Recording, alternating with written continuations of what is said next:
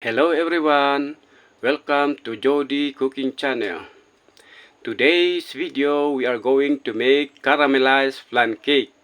First, we are going to caramelize 3/4 cup of sugar, 1/4 cup of water. Using tongue and caramelize it over profile.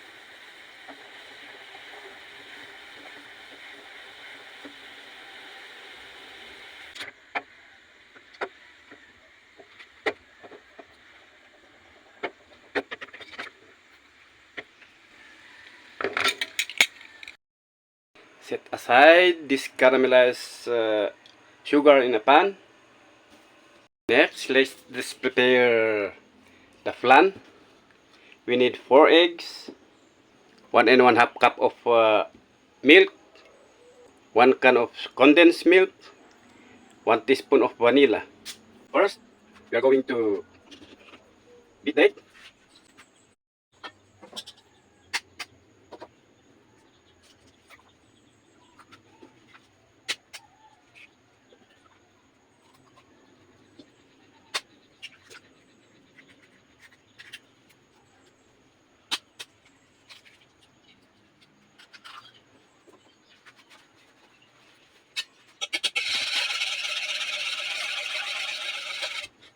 Add the condensed milk.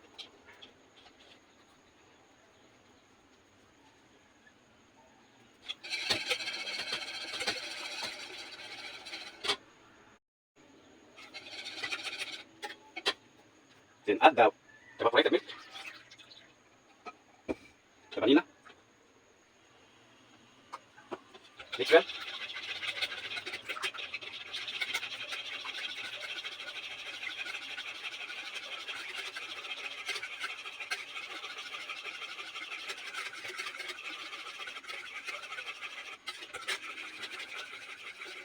Set aside. Next, we are going to prepare the 4 egg whites. And mix. Pour the oil, 1/4 cup, 1/2 cup of milk. Mix well. 1 teaspoon of vanilla.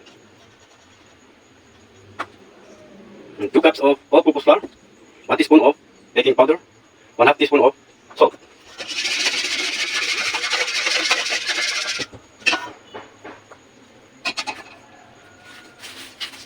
Then sift the flour, baking powder, add the salt.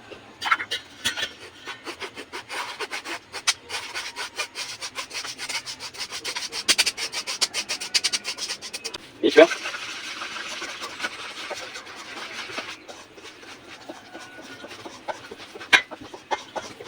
Until smooth.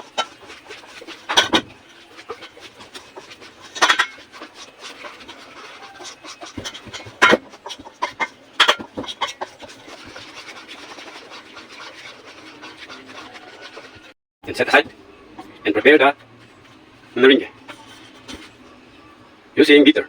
Mix it with the mixer.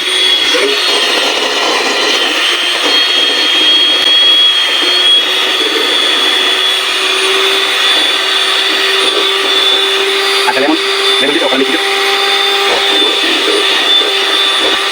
Sugar.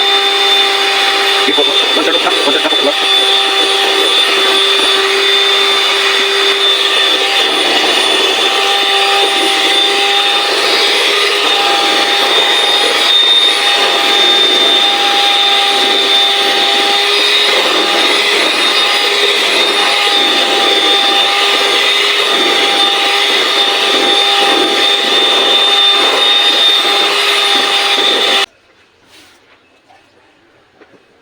Add it to the butter.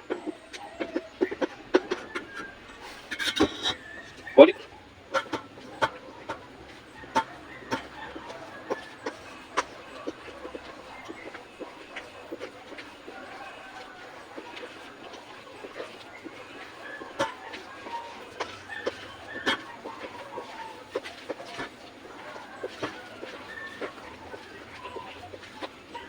Pour it to the remaining meringue.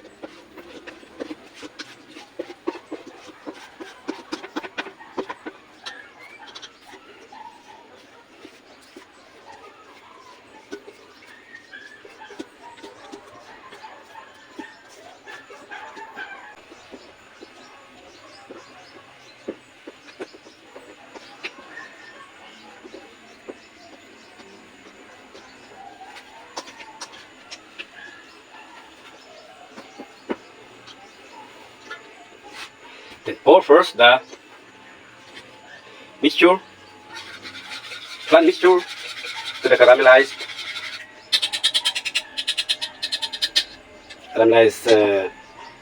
sugar.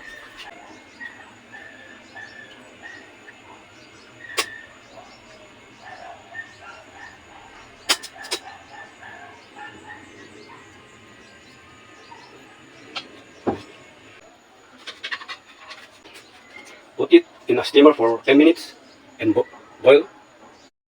Pour the butter into the flan mixture.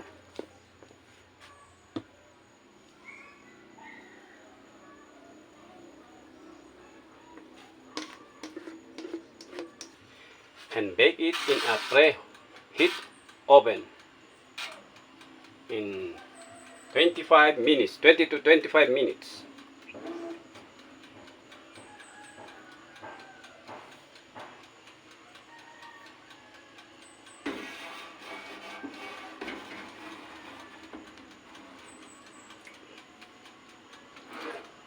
Here comes our flan cake.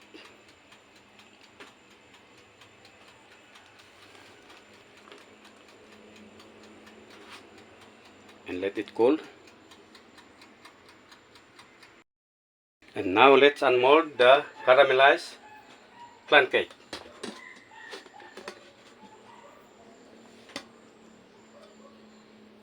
Here is our flan cake.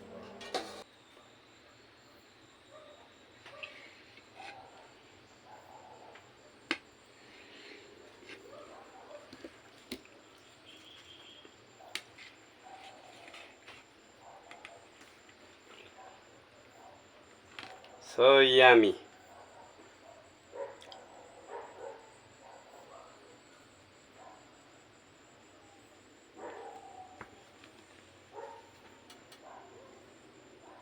Yummy.